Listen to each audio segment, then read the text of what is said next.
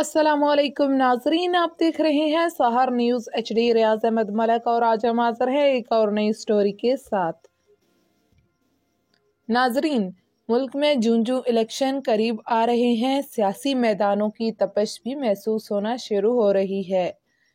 जिला चकवाल की 2 कौमी और 4 सूबाई असम्बलियों के लिए सियासी पहलवान मैदान में उतरने को तैयारियां कर रहे हैं। आपको आज मुकम्मल तफसील से बताएंगे कि कौन कौन उम्मीदवार कहां से इलेक्शन लड़ने को तैयार है। मगर उस सबसे पहले आपसे गुजारिश है कि हमारी आज की इस वीडियो को मुकम्मल देखेगा, इसे लाइक कर दें, इसे शेयर करें। अगर आप हमारे चैनल पर नए आए हैं तो इसे सब्सक्राइब करके साथ लगे बेल आइकन को प्रेस कर दें। तो नाजरीन, आज के व्लॉग की स्टोरी शुरू करते हैं। आज फिर हम मारूफ सियासी कारकुन और मियानी के मारूफ ताजर मलक इश्तियाक वजीर की जुबानी जिला चकवाल की सियासी सूरत हाल जानते हैं। मुलाहिजा फरमाइए उन्होंने क्या कहा। बिस्मिल्लाहिर्रहमानिर्रहीम।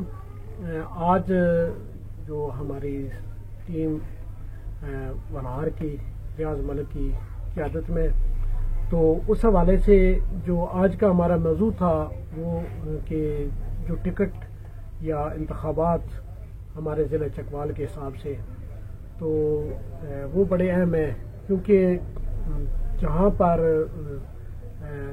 आवाम की यादाश्त कमज़ोर हो चुकी है, वहाँ पे उन्हें ये बताना भी कि हल्के चेंज हो चुके हैं।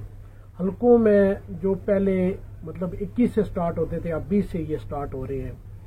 चकवाल शहर PPB से स्टार्ट हो रहा है, और एक्चुअली ये हल्का चौधरी हैदर सुल्तान, चौधरी लियाकत अली खान मरहूम का था, और वहाँ पे अजीब सूरत हाल है, क्योंकि वहाँ पे जो हमें नज़र आ रहा है वो सिचुएशन बड़ी अजीब सी हो गई है।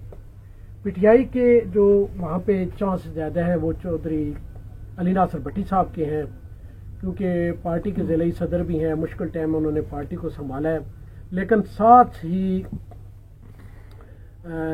किसी मतलब है जो दीगर पार्टी के लोग थे, अभी उनकी हमायत नहीं हुई। जैसे आज एक ब्रेकिंग न्यूज़ हमने देखी है कि जिस तरीके से जुल्फ़िकार अली अब्दुल्लाह, तो वो कहाँ पे इंतखाबात लड़ेंगे NA 58 का, तो उस हिसाब से राजा यासिर सरफराज ने जुल्फ़िकार अली खान अब्दुल्लाह की हमायत का ऐलान कर दिया आज।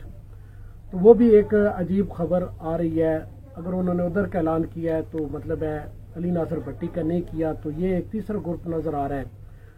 ज़्यादा जो अफवाह वहाँ पे आप देख रहे हैं कि एजाज अमीर 58 का MNA, और PP 20 पे अली नासिर भट्टी, और 21 पे वो जो 21 का जो हल्का आ रहा है चौधरी सैयदन शाह मलिक तनवीर असलम सेठी के मुकाबले में चौधरी सैयदन शाह तहसील कलरकार और चकवाल की कुछ यूनियन कौंसिल जो शामिल है, तो उसमें वो कालस को फेवरेट करार दे रहे हैं। मतलब है जो PTI के कैंडिडेट कालस अली नासिर 20, 21, 22 और 58 ये तो क्लियर हो गया।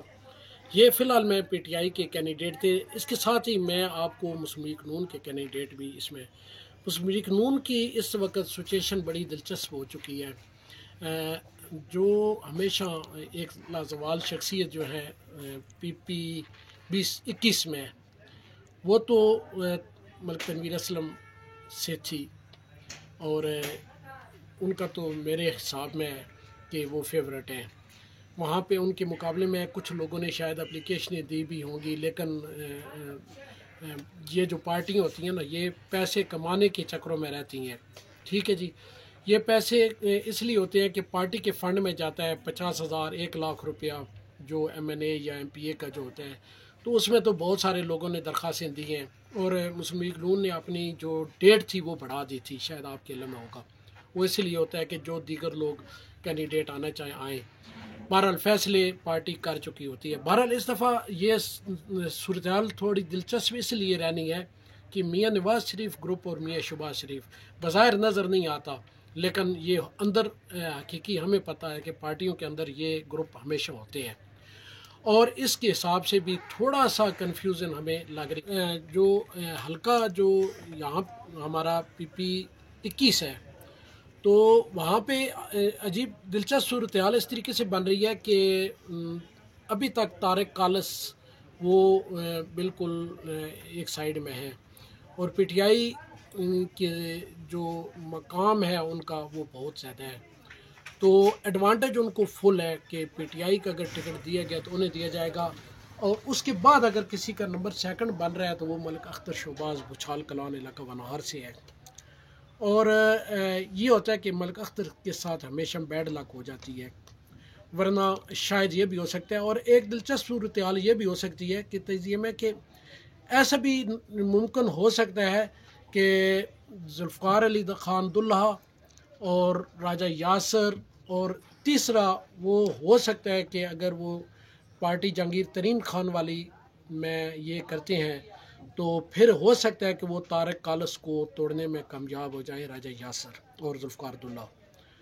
और उस सूरत में हो सकता है कि मलिक अख्तर शहबाज के ऊपर पीटीआई के टिकट की जिम्मेदारी आ जाए।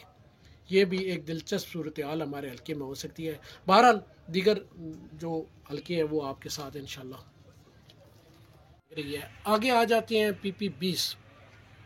चौधरी हैदर सुल्तान 20 के भी हैं, लेकिन ये एक बड़ी दिलचस्प बात है कि वो 58 पे भी एमएनए के भी उम्मीदवार हैं। बहरहाल उनके हक़ में मैं बात क्लियर करता जाऊँ कि जो मियाँ नवाज शरीफ का इस्तकबाल करने के हवाले से जो काफ़िले गए हैं वो भी एक तारीख़ लिख रकम कर दिया है चौधरी हैदर सुल्तान ने, क्योंकि उस हिसाब से जो काफ़िले दीगर गए हैं उसमें यह था कि मनार से भी तहसील कलर कार का पीपी 21 का भी काफ़िला बहुत बड़ा था, लेकिन चूँकि मलिक तनवीर असलम उस वक़्त मुश्किलात का शिकार थे और डेंगी और हार्ट अटैक वो एडमिट थे हॉस्पिटल, तो उनका भी काफ़िला जिस तरीके से जाना चाहिए था मतलब है वो भी एक तारीख़ी होता, लेकिन वो थोड़ा सा जो उनकी प्लानिंग थी उसमें मेरे ख़्याल में ख़ुद मलिक साहब का ना होना वो थोड़ा सा उस हिसाब से कम हो गया। और हैदर सुल्तान का मेरे ख़्याल में जो जलूस है वो चकवाल का तारीख़ी जलूस गया है, और हैदर सुल्तान को ही बरतरी है नवाज शरीफ ग्रुप में भी, शहबाज शरीफ ग्रुप में भी। अगर उनकी ग्रुपिंग है नहीं है तो हम इस पर कुछ नहीं कह सकते, हो सकता है ग्रुपिंग ना भी हो। अभी अगर वो आते हैं एमएनए के तो उसमें ये बड़ी पोजीशन लगती है कि फिर कहाँ पे जाएगा जी जनरल ग्रुप। मेजर ताहिर और डॉक्टर कैसर और दीगर जो जनरल साहब के बेटे या जो उनकी प्लानिंग हो रही है, अब उन्होंने भी एमपीए पे उम्मीदवारों के लिए दरख्वास्त दी हुई है। बहरहाल बहुत ही दिलचस्प सूरत हाल है मुस्लिम लीग नून के हवाले से, और इसके ऊपर वो कहते हैं ना कि बड़ी अजीब सी मिसाल है, बहरहाल चले कि सरदार गुलाम अब्बास भी वहीं पे उम्मीदवार है। हालांकि अगर अब्बास सरदार साहब यहाँ से आए 59 से तो मेरा ख्याल है उनको टिकट से हटाने वाला कोई हो ही नहीं सकता, क्योंकि 59 में इतना मजबूत कैंडिडेट मुस्लिम लीग नून के पास नहीं है। लेकिन सरदार साहब की जो ख्वाहिश है वो उस हिसाब से कि वो भी लग रहा है कि वो 58 के ही वो भी ख्वाहिशमंद हैं। और अब किसको टिकट मिलता है ये भी एक हलचल मचनी है, और मुस्लिम लीग नून के लिए थोड़ा बहुत नुकसान होगा। चाहे कुछ लोग कहते रहें कि नहीं जी ग्रुपिंग नहीं होगी, लेकिन ग्रुपिंग होती है, जो कैंडिडेट होते हैं वो वोट नहीं दिलवाते कभी भी। खैर मुख्तसर करते हैं, अभी यहाँ हम आ जाते हैं तलगंग की तरफ। यहाँ पे दिलचस्प हमारे लिए ये हो जाना है कि क्योंकि हम जो तहसील चुस है, तहसील कलर कहार जो है वो एमपीए हम पीपी 20 में शामिल है और एनए हम 59 पे शामिल है तलगंग। मतलब है हमारा दोनों ज़िलों में तलगंग का ज़िला तो अभी चले वो अभी है या नहीं है, बहरहाल वहाँ पे चौधरी परवेज़ इलाही ने कल ऐलान कर दिया कि वो इलेक्शन यहीं पे लड़ेंगे। ये तो क्लियर बात है कि वो जो गुजरात के चौधरी हैं वो किसी सूरत इस सीट को वो छोड़ेंगे नहीं। यहाँ पे मतलब है वो हमेशा के लिए उनका ये है कि ये सीट उनके घर की है।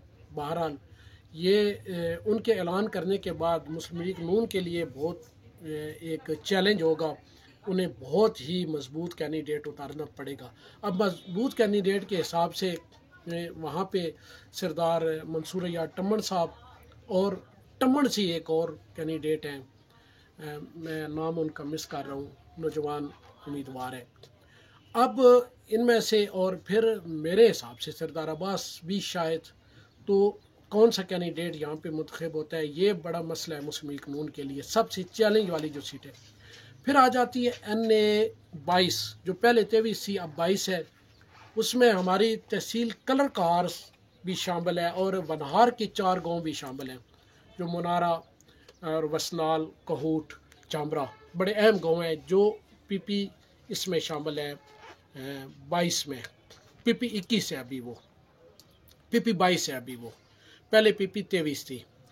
तो यहाँ से अभी जो पीटीआई का कैंडिडेट है उसका कोई ख़ास हमें क्लियर नहीं हो रहा कि कौन सा कैंडिडेट ख्वाहिशमंद है। बहरहाल सरदार आफ्ताब अकबर का नाम भी गिना जा रहा है और जो जिशा साहब भी हैं लेकिन उनका नाम का भी क्लियर नहीं है। मोहतरमा फौजिया बैराम भी वहाँ पे लास्ट टाइम टिकट उन्हीं को मिला था, वो भी कैंडिडेट हो सकती हैं। बहरहाल जो मुस्लिम लीग नून है वहाँ पे मेरे हिसाब में ये टिकट सरदार अब्बास बिल्कुल हर सूरत किस इस पे वो नहीं करेंगे कंप्रोमाइज़।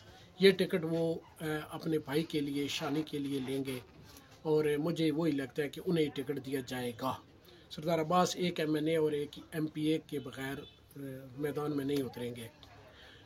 उसके बाद आगे जो सीट आ जाती है लावा बिलालाबाद से जो स्टार्ट होता है हल्का तलगांग के आखिर से, तो उसमें वो क्लियर बात आ रही है कि शहरियार मलिक शहरियार और उन्हीं का हक बनता है और वही एक बल्दियात एक ज़मीनी इलेक्शन वो जीत भी चुके हैं, एक में उन्हें हार हुई है, तो वही कैंडिडेट हैं। और सलीम इकबाल के वो वहाँ पे मतलब है जानशीन है और मजबूत तरीन उम्मीदवार है और वहाँ पे उनका मुकाबला होना है हाफिज़ अमार यासर से, जो सबसे मुश्किल तरीन मुकाबला है। ये ज़िले चकवाल का सबसे मुश्किल तरीन जो मुकाबला होगा ये वहाँ का ही होगा, पीपी 23 होगी। तो ये हालात वाक़यात हैं, देखें जी। तो दीगर जो जमातें हैं पाकिस्तान पीस पार्टी और लब्बैक और पाकिस्तान अवामी तहरीक और बाकी जो जमात इस्लामी या जो जमातें होती हैं, मेरा पाकिस्तान पीस पार्टी भी बड़ी अहम तरीन पोजीशन में कुछ दिन पहले थी लेकिन इस वक्त मेरे ख्याल नहीं है और उनके पास सिर्फ एक ही मोहरा है, राजा रिजवान डिंडोत। लेकिन राजा रिजवान डिंडोत जहाँ बड़े मंजे हुए सियासतदान है और वर्कर टाइप सियासतदान है, वर्करों के साथ घुल मिल के रहते हैं, लेकिन पार्टी जो है पीस पार्टी का बैंक वोट नहीं है। ये मेरा एक उनसे क्लियर बात है, मैं लाइव बात कर रहा हूँ कि पाकिस्तान पीस पार्टी का बैंक वोट नहीं है। और बहुत बड़ा कोई उम्मीदवार किसी पार्टी से टूट के आए तो शायद कोई इस मुर्दा घोड़े में जान पड़े।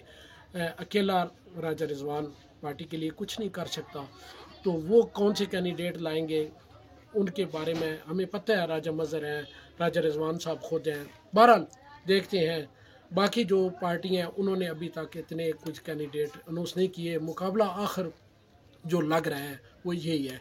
पर आखिर में मैं एक और ग्रुप जो एक तरीके एक नई पार्टी भी हो चुकी है कि आया उनका कौन सा ग्रुप बनता है।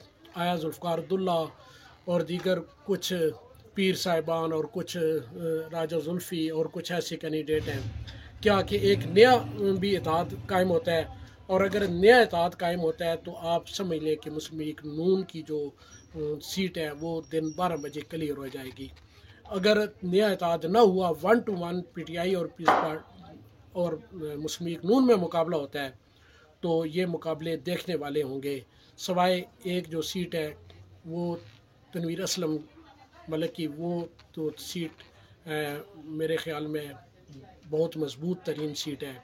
जैसे पिछली दफ़ा भी रावलपिंडी डिवीज़न में यही सीट थी और ये उनका हार्ड वर्क है मेरे ख़्याल में, और जो हार्ड वर्क हो उसको मानना पड़ता है। और इसके अलावा बाकी मुकाबले होंगे जी। बहुत शुक्रिया, बहुत मेहरबानी जी।